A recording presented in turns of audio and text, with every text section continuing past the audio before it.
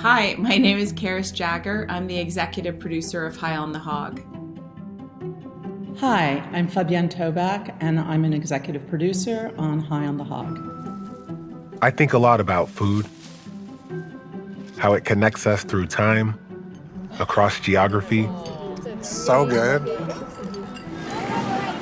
From generation to generation. It tells stories about where we've been, where we are, and where we're going. The truth is, a lot of American food has its roots in African American food, traditions, and ingenuity. From the earliest days through the darkest decades of struggle, we persevered. These are our stories.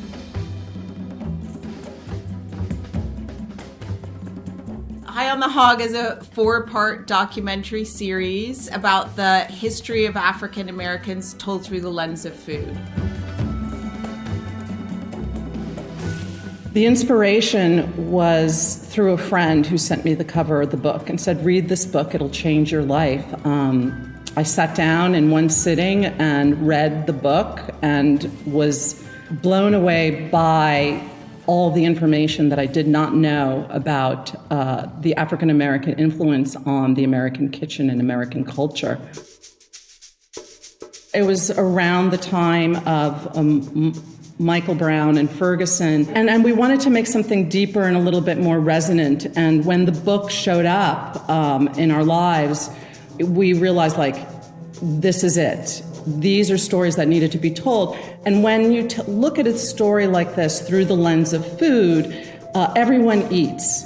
So it kind of made a natural gateway to show this resilience and empowerment. And that was really what we wanted to do with the series. We also wanted to change the way people view certain foods that are deeply embedded in our culture. We really wanted to start in Benin. Jessica's book started there.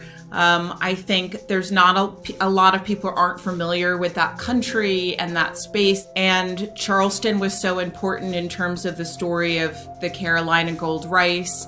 And then I think when we get into episode 3 was where we had our first breakaway from the book, which was up in the north, but also dealt with New Orleans. And we decided that was too much to include. I think that's, those are good editing choices, and it, our amazing showrunner, Shoshana Guy, we were listening to her to say, we just can't go anyplace else. It's too much.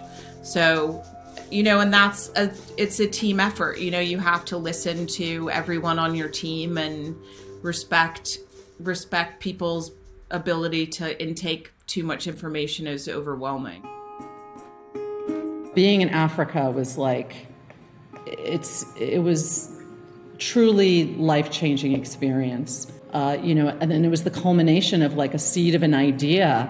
We started shooting the first day we were there. And I think we were there for 10 days.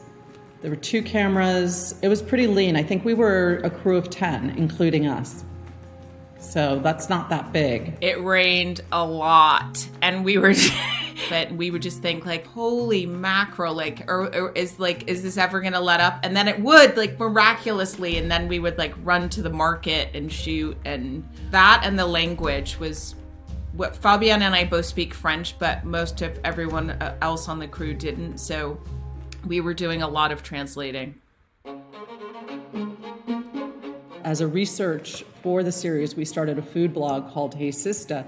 And the amount of people emailing us or, DMing us is just, it's amazing. And really everyone is saying thank you for making this. Thank you. I feel seen. This is so important. And also, I had no idea. You must have grown up eating mac and cheese. Well, sure, we all did, didn't we? Yeah, we all did, right? Yeah. And so how did it feel once you realized that you were a descendant of the person or the family that helped popularize this dish in the U.S.? Well, first of all, I didn't grow up with that knowledge. I didn't learn that until recently.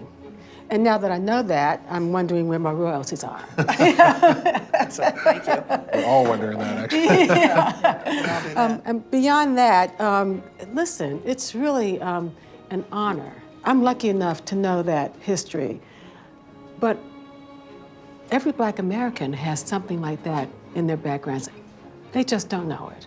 I think that when Fabienne and I both read the book, we were so blown away. And I think people are having that experience watching the show. And it's very incredible to see like that same joy that we felt when we read the book, now people experiencing for themselves. Thanks for watching. And go check out High on the Hog now on Netflix.